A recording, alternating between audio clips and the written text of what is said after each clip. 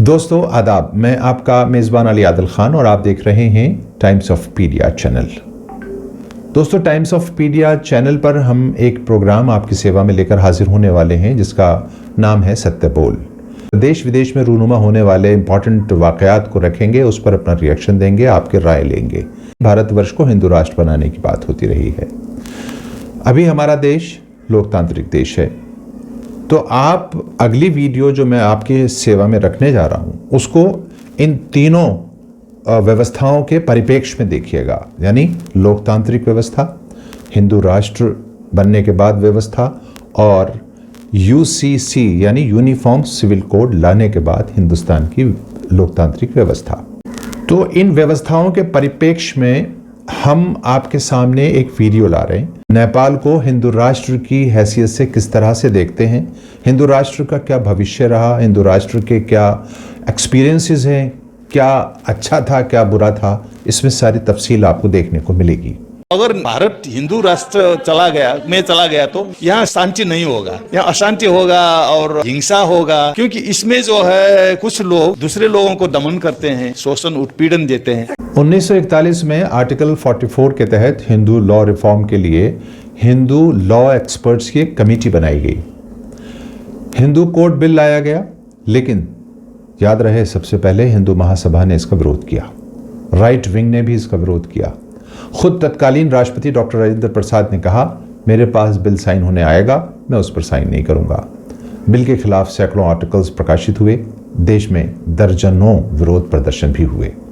इसके बाद 2018 में एक वर्ग को लॉ कमीशन की रिपोर्ट का इंतजार था कि यूसीसी यानी यूनिफॉर्म सिविल कोड को हरी झंडी मिल जाएगी, लेकिन लॉ कमीशन के चेयरमैन जस्टिस चौहान ने कहा, uniform civil code neither desirable nor feasible, यानी समान नागरिक संहिता की ना तो जरूरत है और ना ये काबिल अमल है। भले जस्टिस चौहान ने इसको नाकाबिल अमल कहा हो, मगर ये बिल इस बार आएगा और सदन से इसको स्वीकृति भी मिल जाएगी, ऐसी उम्मीद जताई जा रही है। मगर दूसरे कानूनों की तरह ये भी ज़रूरत के हिसाब से अमल में आएगा, ज़रूरत के हिसाब से, इसको अंडरलाइन कर दीजिएगा। चाहे तो आप भी किसी से दुश्मनी निकालने के लिए इसका इस्तेमाल कर सकते हैं, जैसे और दूसरे कानूनों का इस्तेमाल होता है। अब इस तारीखी सच के बाद हम चलते हैं हिंदू राष्ट्र की तरफ। कई दूसरी विचारकों की तरह हमारा मानना भी है कि ईसाई और मुस्लिम मुल्कों की तरह हिंदुओं का भी एक अलग मुल्क यानी हिंदू राष्ट्र होना चाहिए। इसमें क्या हर्ज है? अब चाहे वो इजराइल ही क्यों ना हो, जैसा कि अभिनव भारत की एक प्लानिंग भी थी और उनका मानना भी था, लेकिन इसके समर्थकों से पहले हमें ये समझना होगा, यानी हिंदू राष्ट्र के समर्थकों से हमें पहले ये समझना होगा कि आप भारत को धर्म के आधार पर हिंदू राष्ट्र बनाना चाहते हैं या संस्कृति के आधार पर। अगर संस्कृति के आधार पर कहते हैं तो ठीक, वरना धर्म के आधार पर ये हिंदू राष्ट्र नहीं बल्कि सनातन राष्ट्र बनेगा, क्योंकि भारत सनातन प्रधान देश है और हिंदू धर्म नहीं बल्कि ये संस्कृति है। मगर यहाँ एक सवाल पैदा होता है दोस्तों कि दुनिया के देश धर्म के आधार पर वजूद में आते हैं या फिर विचारधाराओं या संस्कृति के आधार पर। तो रिसर्च के बाद पता चला कि ज़्यादातर मुल्क या तो ज़बान के आधार पर बने या फिर धर्म के, जबकि साम्राज्य विस्तार के लिए दुनिया में जंगें होती रहीं, जिनके सम्राट दशकों हुकूमत करते रहे। हमारे ज्ञान के मुताबिक अगर कोई देश मज़हब के नाम पर बना है तो वो सिर्फ पाकिस्तान है, लेकिन इस्लामिक शरिया वहाँ भी नाफिज नहीं हो पाई है। इसको आप विडंबना कह लें या लोकतंत्र की खूबी। अब हम आते हैं दुनिया के इकलौते हिंदू राष्ट्र नेपाल की तारीख पर, जो अब जनमत से लोकतांत्रिक देश बन गया है। आपको बता दें, नेपाल सदियों से हिंदू राष्ट्र नहीं रहा है, बल्कि 1962 में ब्राह्मण राजाओं के द्वारा इसको हिंदू राष्ट्र घोषित किया गया था। 2007 में वहां की जनता ने हिंदू राष्ट्र को नकारते हुए लोकतंत्र को अपनाने का फैसला किया। नेपाल के हिंदू राष्ट्र और संस्कृति पर समता भारत एक टेलीविजन चैनल है, उन्होंने नेपाल के फॉर्मर मिनिस्टर डॉक्टर केशव मान शाक्य के साथ एक तफसीली इंटरव्यू किया। आइए हम लोग पहले इस इंटरव्यू को देख लेते हैं और फिर इस पर अपना रिएक्शन देंगे।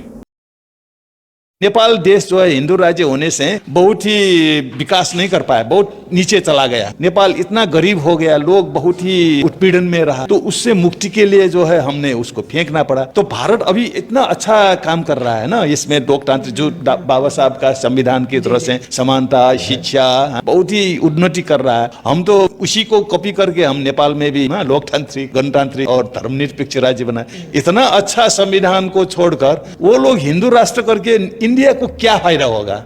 मेरा प्रश्न है। वो तो इंडिया को डूब लेगा, इंडिया टुकड़ा टुकड़ा हो जाएगा। मेरे हिसाब से इंडिया नहीं रहेगा, क्योंकि इतना वो आंतरिक कलह भी होगा। हिंदू राष्ट्र बनाया था थोड़े 50 वर्ष करीब हम लोग उसका हमने दुख ले लिया, तो उसने बहुत ही लोगों में जो है विभाजन निर्माण किया। तो हमने उसको जो है विरोध करके जन युद्ध करके उसको फेंक दिया था, हिंदू राज्य और हिंदू राजा भी फेंक दिया था। क्योंकि हिंदू राज्य के पास एक राजा भी आता है, तो हिंदू राज्य सिर्फ हिंदू राज्य नहीं होता, राजा होना चाहिए। तो आप भारत में फिर नया राजा क्रिएट करेंगे क्या? राजा बिना हिंदू राष्ट्र नहीं होता है। जाति व्यवस्था के बिना भी हिंदू नहीं, जाति व्यवस्था के बिना भी। तो हम लोगों ने वो हिंदू राज्य कहते थे उसको फेंक दिया। इसको फेंकने के लिए राजा को भी फेंकना पड़ा और जाति व्यवस्था को भी हम लोग जो है फेंक रहे हैं। तो भारत जो है उल्टी दिशा में जा रहा है, क्योंकि उससे मुक्ति होने के लिए हम लोगों ने वहां जो है एक युद्ध करना पड़ा। 17,000 लोग भी मर गए। अब यहाँ जो है फिर हिंदू राष्ट्र, मुझे ताजुब लग रहा है कि अगर भारत हिंदू राष्ट्र चला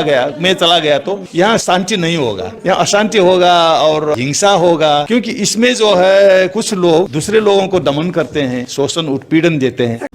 दोस्तों, हमने ये उस इंटरव्यू के कुछ इम्पॉर्टेंट अंश आपको दिखाए हैं।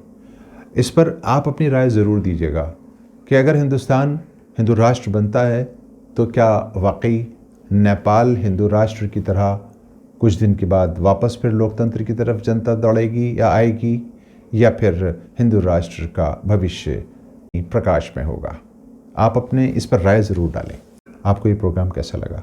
अच्छा लगा हो तो लाइक शेयर करने के बाद सब्सक्राइब करने की मेहरबानी फरमाएं। शुक्रिया।